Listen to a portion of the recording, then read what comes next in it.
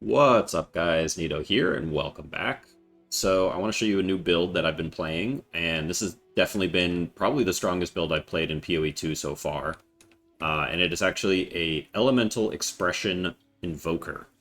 So Elemental Expression comes from this node right here, so it's only the Invoker Ascendancy can use it. And it basically triggers a random fire, cold, or lightning spell when you do a melee crit. So the whole idea around this build is that we're scaling all of our damage from this spell, this triggered spell, and then we're just trying to crit as much as possible with a melee skill. In this case, we're using Spear Field because it leaves a bunch of spears in the ground, and each one of them can crit individually, so it's very easy to crit very frequently. And basically, the way that we are scaling it, you can see right now my elemental expression, it's level 37. So the way we get that so high is by using a corrupted sun splinter for +7 to levels, because it counts as a fire, cold, and lightning spell. So it gets all of the additional levels from Sun Splinter. And then we have a +5 to all projectile skills spear. And it is a projectile spell because the ice wave is a projectile. Even though the fire explosion and the arcing bolt are not projectiles, they still benefit from additional levels to projectile skills. So that's our spear is giving us +5 levels, and then it's also giving us a bunch of damages extra. And then we are using the flat fire on there in order to proc Trinity. And Trinity support, or Trinity, it's not a support anymore, it's a buff. It gives you more elemental damage as long as you're basically dealing damage of all three types. And you have to deal hits where the highest damage of the hit is a certain type. So you want to be dealing different types of hits, basically, which is kind of perfect for this skill because it randomly rolls the fire explosion, the arcing bolt, or the ice wave based on your stats. So if you have high strength, it'll be more likely to choose fire. If you have high int, it'll be more likely to choose cold, and if you have high dex, it'll be more likely to choose lightning. And in my opinion, the lightning is the best option of the skills. So you can see like the base damage is quite high because it's a level 37. For some reason, it doesn't show. It shows only level 36 here. For some reason, the +1 cold mastery is not applying to this tooltip, but I think it is actually affecting it because it does affect this number here. So yeah, it's actually level 37, not level 36, but it's showing stats of level 36. So it's actually even higher than this. And it arcs, or it chains 7 times, so it's kind of like arc before arc got turned into projectile.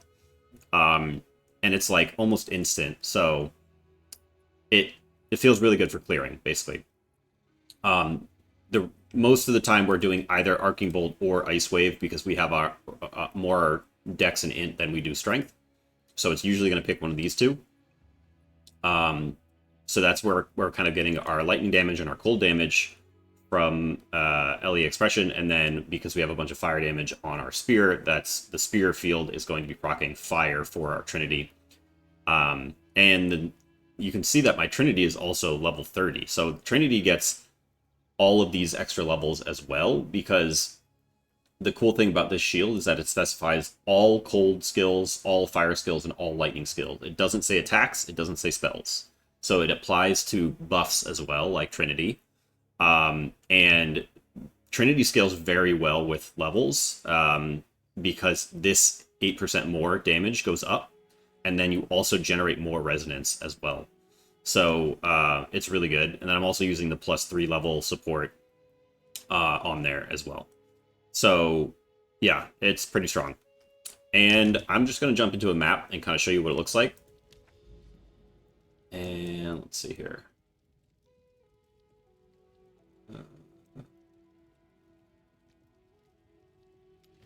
jump in there.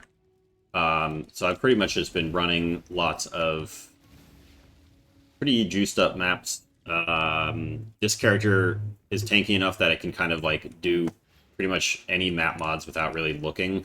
Like I don't really read the map mods anymore, which is great. I'm level 94, so it's been going well, and you'll kind of see why. Basically, like, you drop your spear field, and stuff just runs into it and instantly gets crit and dies. And it's quite defensive because of the way that, you know, the spheres stay in the ground for a while, and so, like, anything that runs up to you is just going to run into a spear, immediately get crit, and then it's going to trigger the spell, and then the spell is just going to pretty much kill it. And then on top of that, we also are freezing things because we have a lot of damage as extra cold. And then we're also doing things like chilled ground, creating chilled ground from our ascendancy. Because every time we freeze something, it's going to create chilled ground. And then I have a bunch of increased magnitude of chill, so everything's super slowed. Spear Field also slows things on its own, which is really great. So it's basically got a lot of CC in the build, and that helps a lot in general. And then the damage is also quite high. Probably the highest damage build I've played so far, actually, which is great. And the biggest issue with the build is probably the mana, because we have such a high level of our spell, of our elemental expression, and because it's being triggered like 5 times a second, basically, it's got high mana costs, so you do have to kind of invest a little bit into sustaining your mana. Unfortunately, Leech is not really enough, because we're using a bunch of sports on our spear field that basically lower the spear field damage but make it like faster. And that basically means that your leech is going to be a lot less effective, unfortunately. But overall,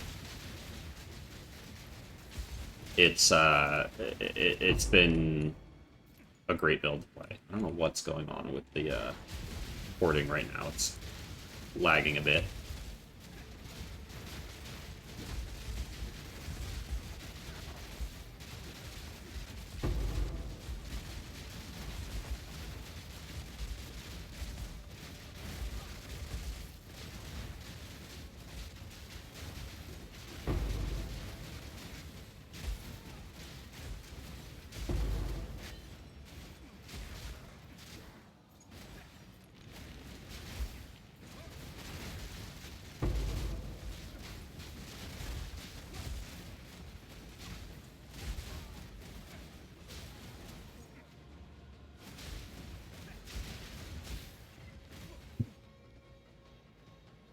I think we hit the 10 extra breaches map on this one, it looks like, just judging by how many breaches there are right now.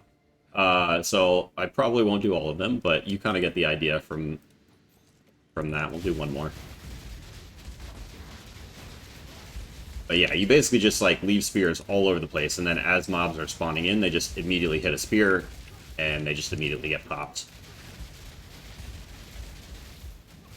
I think there's a variation of this build that you could do with Whirling Assault, but I was having trouble getting Whirling Assault to high enough attack speed for it to like actually feel good as a movement ability. I think you really need like a specific, like, unique spear that has high base attack speed, and then also use the keystone that lets you have an empty offhand, gives you like 25% more attack speed. I think you need both those things for it to really feel good, unfortunately. But you can definitely like use it a little bit with Whirling Assault if you want to.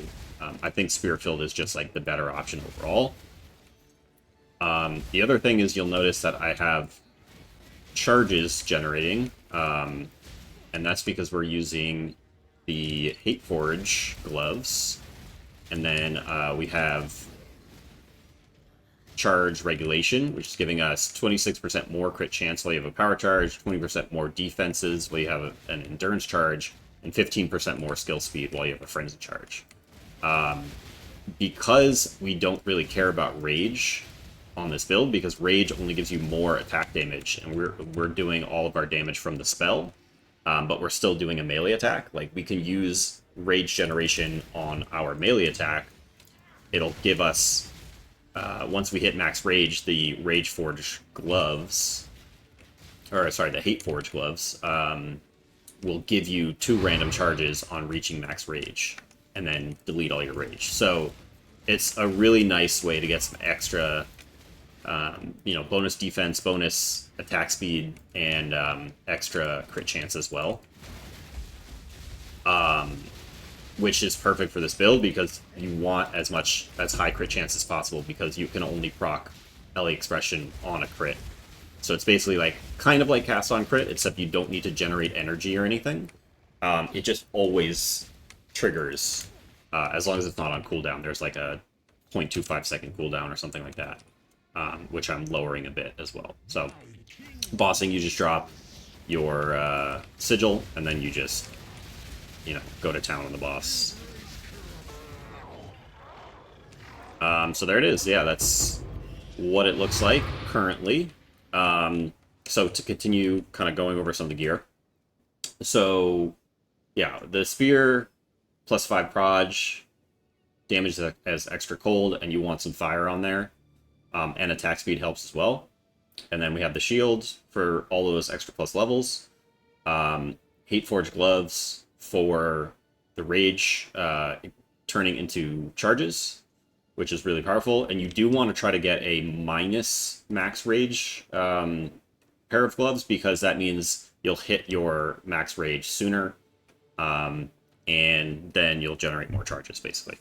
And the way that we're generating charges, or generating rage, is with Rage 3 support. And the cool thing about this is that it gives 15% more attack speed while you're not at max rage. And since we always lose our rage immediately as soon as we hit max rage, this is just 15% more attack speed all the time, while also helping us generate charges. Then we're also using Brigwald's Ferocity, which is another 20% more attack speed multiplier. And Rapid Attacks, which is 35% increased attack speed multiplier. Or not multiplier, it's additive with other increases to attack speed, but it's still pretty good. And then Pinpoint Critical, so that we crit more. And then Knockback, because Knockback is really powerful with Spear Field, because there's, so many hits happening at the same time that enemies just tend to, fly across the screen. And, get moved away from you. So it's, again, another form of crowd control in this build that's helping it, feel pretty tanky. Because nothing ever really gets very close to you. So that's kind of how we're proccing all of these different things. You can also get some increased magnitude of non-damaging ailments on the gloves from the Thane Granel's Rune of Mastery. I did have 2 of these in here before, and then I switched up my gear and I needed some extra Chaos Res, so I had to swap one out. But that's helping us shock, giving us bigger shocks as well as bigger chills. And so our chill is coming from the chilled ground here. On freezing enemies, you create chilled ground. And this is also giving us damage as extra cold. So that damage as extra cold is helping us balance our Trinity out as well. Because actually, if you look at Spear Field, my fire damage and my cold damage have significant overlap. So it's proccing both pretty regularly from Spear Field. And then it's also proccing all 3 from Elemental Expression, but fire less often. Yeah, so I'm also using, occasionally using Cull the Weak, just to jump in and generate some charges, and then you can use this new support, which gives you 2 modifiers of a rare if you cull it with Culling Strike, which is pretty cool. And then, yeah, Whirling Slash, you can do, Pinpoint Critical, Magnified Area, Rapid Attacks, Rage. And then I have Ambush in here, but you probably would want to use Brigwald's Ferocity as your last support as well, just because it really feels a lot better if you can get the attack speed even higher on Whirling Slash, but I don't use this as much. I'm mostly using Spear Field. And then for the supports on our elemental expression, we're using Blindside, which is giving us more crit chance and more crit bonus against blinded enemies, which is we're blinding on hit, so pretty much everything is going to be blinded all the time. And then Pinpoint Critical gives us a bunch of more crit chance, which is super important because crits ignore elemental resistances with this node. So you really want to do that because we're not really investing in penetration anywhere, so you want as much crit chance as possible. Then we have Zenith 2. The 30% more damage is not always active on this just because we are spending so much mana that we're not always going to be like above 90% max mana. But the recoup mana does help to recover our mana a bit. And there's really just not that many good damage supports that you can actually use on this skill. Your other options would be stuff like Elemental Focus, but that would then disable your ability to apply ailments, which is not something we want. You could use Rising Tempest, but it doesn't proc off of this skill itself because it's triggered, and Rising Tempest, you have to actually use the skill yourself. So unfortunately, that doesn't work unless we are using like different elemental skills, which currently we're not. So I would have to then also use like, you know, some other elemental skill like elemental weakness or whatever can proc all three at once, but that's kind of a waste, so I don't use that. I wanted to use, I think it's called Infusion or Infused something, the Charge Infusion or something. The support that gives you more damage per charge, but unfortunately you can't support elemental expression with it for some reason. It might be a bug, so that doesn't work. You could use cooldown recovery to get like a slightly lower cooldown, but it has a 30% mana cost multiplier on it, so the mana cost goes way up, and then you're triggering it more often, so it just means you're constantly out of mana. So that's not great either. So yeah, you're kind of very limited on support options. The other supports you could use are something like Retreat, which would give you more projectile damage if you've dealt a melee hit recently, which we do. But that would only apply to the Icy Wave, because this is the only projectile. The Arcing Bolt and the Fiery Explosion are not projectiles, so it doesn't work for that. So your best options really are to just like do Zenith, and then we use efficiency support, because again, mana issues, and having that less cost is super important. And then just a Cold Mastery, or you know, any of the masteries will work because it's all three. So yeah, I haven't found like too many great damage support options that aren't also huge mana multipliers, because like some, you know, like Cold Mastery has no mana cost multiplier on it. It does slightly increase the cost by just raising the level, but yeah, something like Blindside has a 20% increased cost multiplier on it, which is pretty bad. But you know, it's in this case it's worth it because it's a very good damage support. But yeah, you do have like pretty limited options in terms of like what you can use here. So this is the best that I've found so far. But you know, there might be some other option out there that I didn't consider. Ambush is okay as well because it has no mana multiplier and it just doubles your crit chance on against enemies on full life. So it's good for clearing. It doesn't do anything against single target, obviously. But it's okay. The best option would actually be Rage Forged, which gives you 35% more damage, but you spend 10 rage when you use the skill. That support is amazing for this, but it means you can't use Hate Forge. So, because Hate Forge only works if you're reaching your max rage, and if we have this skill consuming our rage, then we're never going to reach our max rage. So we never get the charges from Hate Forge. So I was using Hate Forge support, or Rage Forged support. Yeah, Rage Forge 2 right here. I was using this for a while until I started using Hate Forge, but yeah, unfortunately I can't really use it anymore with these gloves. But it is 35% more damage, which is huge damage support. So that is an option. And then for our spirit buffs, we have charge regulation. Like I said, that's how we're getting a bunch of more multipliers on some of our stats from our generating charges. And then in particular, the power charge generation is more important just because you want that extra crit chance. It's very impactful. And one of the cool techs you can do with power charge generation in this patch is use Aelith's Chimes, which gives you a 10% chance to gain a power charge when expending combo. And you can also use culmination support, which is going to cause this skill to expend combo itself. So as long as you're striking an enemy occasionally, you're going to be generating combo. So Cull the Weak is a strike skill. Whirling Slash is also a strike skill. So both of those can generate combo for Wind Dancer, and then when you get hit, the Wind Dancer is going to proc Aelith's Chimes, and it's going to generate power charges for you. And that's going to fuel your charge regulation. So it's kind of a neat little combo you can do there.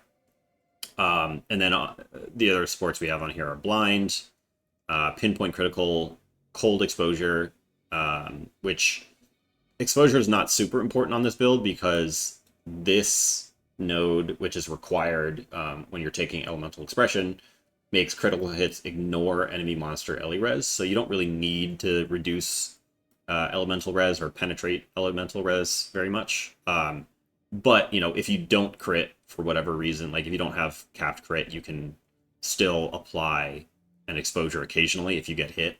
Wind Dancer will go off. Wind Dancer procs a melee hit on like enemies around you, so it's pretty good for like proccing some of these extra effects.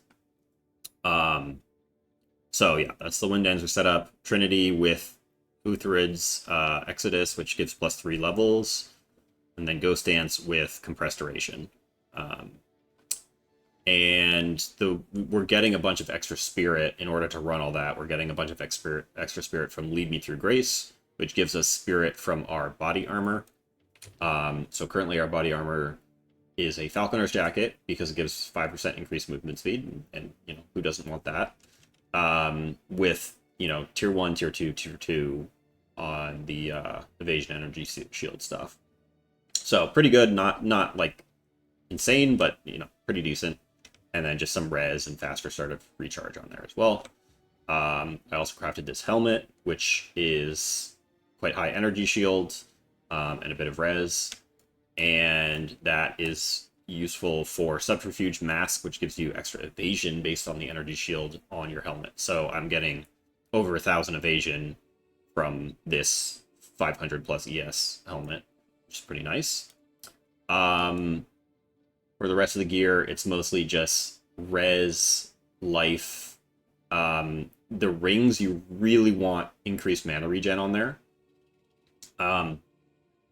Again, like the mana costs in this build are pretty tight, so you need a lot of ways to get your mana back. And you can do a little bit of leech, like if you have leech on a ring and then you take Walker of the Wild so that your elemental damage is your mana is leeching from elemental damage instead of physical damage, because again most of our damage is elemental because we have a big tier 1 fire roll on our spear. It helps a little bit, but like if you look at the damage, like 589 is the average hit for Sphere Field. It's not doing enough that leech can sustain you, because LE Expression has 170 mana cost. It's actually higher than that because this is one level too low. So, and it's triggering as a base cooldown of 0.25, but I think the actual cooldown right now is 0.19 because I have some cooldown recovery. So yeah, it's a lot. It's pretty mana intensive. And I found that the increased mana regeneration combined with Arcane Surge. So this node here gives us Arcane Surge on crit, and then these nodes give us increased effective Arcane Surge. That helps a lot to sustain. And the way that we're doing this is with our Jewel. I forgot which Jewel it is here. Yeah, From Nothing with Mind Over Matter. which lets you take nodes in this radius without being connected. So we can also get this one for increased magnitude of shock and chill, which is pretty good. And then I'm also anointing Storm Charged over here for extra crit chance and extra elemental damage if you've dealt a crit recently. That's really good. And then, yeah, so just to go over the tree, like, pretty standard, I would say, for a lot of monk starts. You know, you just come out here, we take, like, crit damage, crit chance, and then some skill speed, we take, you know, evasion and energy shield, and then movement speed here. More crit stuff, more evasion, energy shield. These are important because they give mana cost efficiency, so it reduces the cost of your spells. These nodes are really great because they give spell damage while wielding a melee weapon, which is exactly what we're doing. So that's a lot of extra damage. These are like fairly high value nodes. We get some attack speed here. We get some crit chance against blinded enemies, and it gives us a chance to blind on hit as well. So pretty much everything's going to be blinded, and then you get the extra crit chance, which is obviously important for proccing elemental expression. More crit stuff over here as well. We have Spectral Ward up here, which is giving us extra maximum energy shield based on the evasion on our body armor. More crit stuff up here, and then triggered spells deal increased damage and also mana cost efficiency as well, to reduce that mana cost even more. And then we come down here, we get some shock chance and crit chance against shocked enemies, as well as magnitude of shock. So all that's really good. And then more mana cost efficiency and mana regen and stuff. Evasion from our helmet. Then we get blind effect and more blind chance on hit, although you probably don't really need that extra blind chance because we're just hitting so often. But blind effect is really good as well. And then Falcon Technique for some extra extra attack speed from dexterity. More dexterity over here, increased dexterity and some deflection and some evasion, some more evasion, and then just a bunch of attack crit here, and then, you know, mana leech from elemental damage from there. And then as far as duels, so we have the new Heart of the Well jewel, giving us 18% increased cooldown recovery rate, which is the max roll you can get on there. And then a bunch of damage to extra cold, which helps us freeze, and some movement speed and reduced slowing potency on us, which just nice quality of life. And then over here, we have this crazy jewel, which gives us Endless Blizzard, which is +1 level of all cold skills. So it's this node up here. Again, because our elemental expression counts as all 3, that's just an easy +1 level there. Then we have Escalating Mayhem for 10% increased damage from each hazard triggered recently. So spear fields, those are hazards. So every time somebody steps on a spear, you know, we get 10% increased damage. So this is pretty much always giving us 50% increased. And it's a global increased damage, not just increasing the attack damage. It's increasing the spell damage as well. So that's an easy 50% increased damage. And then Surging Currents just gives us an extra Lightning Pen if we happen to not crit. And just some extra dex as well. So this is pretty crazy Megalo that I think I bought it for like 5 divines, which is fairly cheap for how good it is for this build. And then we have the From Nothing with Mind Over Matter, as I showed before. So that's pretty much the tree. Anointing that guy, and then taking all these nodes here. If you want, you could also take these two are both 10% increased effective Arcane Surge. I'm not sure if they're worth it or not. There's also these nodes here, which convert spell mana cost into life cost, but I don't really have very good life sustain either, so in theory those would be good, but I would then also need a way to recover life, so I'd need some kind of like leech or regen or something like that, which I don't really have space for currently. And then, yeah, just the Ascendancy, so Spirit from Body Armor, Chilled Ground, and then non-negative, crits ignore non-negative monster res, and then LE Expression, obviously. So I leveled this build with Hollow Palm, so pretty much very similar tree, just coming out here, although I did have like the attack damage stuff here, and then I went straight for Hollow Palm, and Hollow Palm just makes leveling super easy, honestly. Yeah, Hollow Palm feels very strong throughout the campaign, was my experience with it. Especially with like Stormwave, with some of the like branching fissure supports. That stuff was very, very good. So yeah, would definitely recommend Hollow Palm for leveling if you're going to play this build.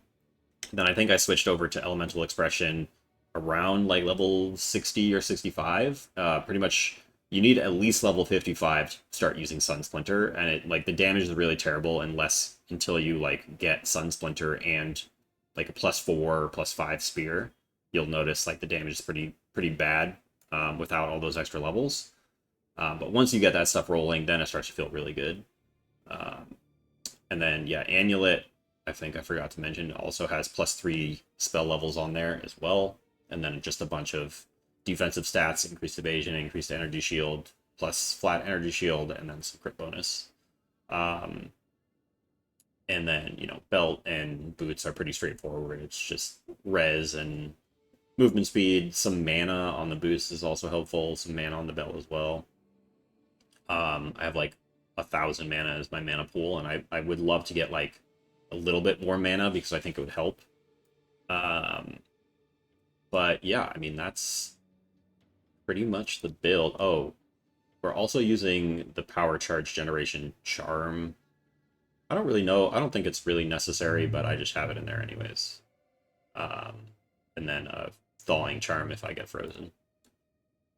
But yeah, that's the build. It's been really strong, honestly. Definitely the strongest build I've played so far in PoE2. It's also immediately noticeable how much better evasion and energy shield are compared to armor. I die way less on this character compared to my armor titan that I was playing before. Yeah. I mean, this character does also have a lot more CC as well, just because of the whole knockback and slowing and chilling and freezing enemies and all that stuff, but so that does help as well. But like, yeah, just having like 3.5k energy shield is much nicer. And then I also have like 60-something% evasion that goes up once I have the buff from charge regulation as well. So yeah, and then I have a little bit of, I don't really have much deflection on my gear. I just have like 1 deflection node on the tree, and it's already giving me 16% deflection chance. But ideally, that would be much higher if I had better gear with actual deflection chance on it. So yeah, I would say like if you can get body armor with deflection chance, that would be pretty good. Or maybe on the boots or something. Yeah, I guess that's the only 2 places you could get it. But yeah. So definitely recommend trying out Elemental Expression. It's super fun and quite strong. You do need, you know, you probably won't be able to level with it because you do need high crit chance. You need all those extra levels. So it's not really worth doing early, but once it gets going in maps, it just feels great. So anyways, that is the build, and thank you for watching. I will see you next time.